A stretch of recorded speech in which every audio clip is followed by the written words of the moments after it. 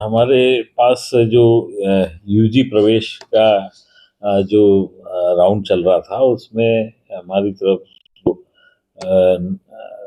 जो UG admission की समिति द्वारा एक कैंडिडेट इसके की एक डिसेबिलिटी सर्टिफिकेट के बारे में उन्होंने जानकारी उपलब्ध कराई कि इसके जो दस्तावेज हैं वो उसमें बनारस हिंदू यूनिवर्सिटी से जो इशू हुआ था तो उसमें बताया जा रहा है कि वो उनके द्वारा इसके संबंध में अनभिज्ञता जाहिर की गई और कहा गया कि ये प्रमाण पत्र उनके द्वारा जो कि उनके विभागाध्यक्ष थे ईएनटी के उनके द्वारा बताया गया कि ये मेरे द्वारा इशू नहीं किया गया, ना ही हमारी समिति के द्वारा, और ये फर्जी प्रतीत हो रहा है।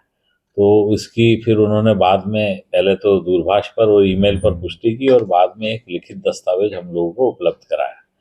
तो उसके बाद जो समिति के पास जैसे ही ये कागज आया उन्होंने हमें अवगत कराया और फिर यहाँ संस्थान द्वारा उसका तत्काल एडमिशन निरस्त करने की उसको सूचना दी गई और हमारी जो स्टेट लेवल काउंसलिंग कमेटी है उसको अवगत कराया गया। और चूंकि थाना मुगट हमारा यहाँ का क्षेत्राधिकार उसका है तो उसको अवगत कराते हुए आगामी कार्रवाई उनके द्वारा की जाने के लिए उनको सूचना पत्र प्रेषित किया गया।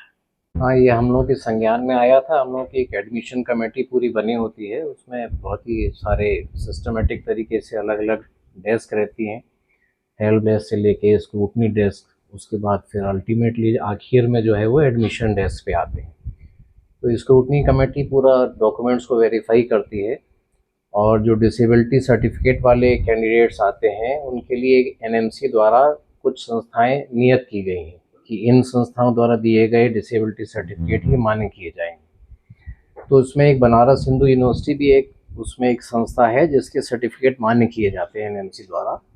तो हमारी स्क्रूटनी कमेटी द्वारा उस सर्टिफिकेट की उसको देखा गया और उसमें जो नंबर रहता है और जो क्यूआर कोड रहता है उसके आधार पे उसको स्कैन करके भी देखा गया। तो प्रथम दृष्टया उनको ऐसा नहीं लगा कि ये फर्जी है, क्योंकि उसमें जिन संस्थानों को नियत किया गया है उनके द्वारा ही वो दिया गया था।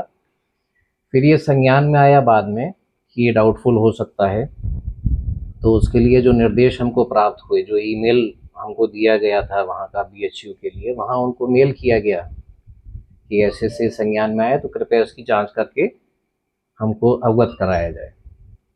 तो वहाँ से फिर वो जवाब आया ईमेल से जिनको भेजा था ईएनटी वालों का, जो मेंशन है वो शब्द बाई शब्द कि उन्होंने क्या जवाब दिया था। तो उसमें उन्होंने मेंशन किया कि मेरे द्वारा जारी किया गया नहीं है और ये मेरे साइन भी नहीं है और ना जिन जो एचओडी हैं उनका नाम भी ठीक नहीं है। इस तरीके की जानकारी मेल से आई थी। उसके आधार पर फिर डीन सर ने हमारे आगे की कार्रवाई की। उसका एडमिशन निरस्तीकरण के लिए डीएमई ऑफिस के लिए पत्र लिखा गया और जो एक कानूनी न्यायिक प्रक्रिया होती है आगे, उसको आगे किया गया। उसमें ओवरराइड किया किसी और के नाम से बना हुआ था या फिर परसेंटेज का इशू था? नहीं, परसेंटेज का भी इशू नहीं था। जो डिसेबिलिटी का क्राइटेरिया था उसके आधार पर था। सर्टिफिकेट भी जो है देखने पर कुछ ऐसा लग नहीं रहा था। ये तो क्या है, जब वहाँ से उनको भेजा गया उसको काउंटर चेक कराने के लिए, तब ये संज्ञान में आया। जब उनका जो जवाब आया उसके आधार पर फिर आगे की कार्रवाई की।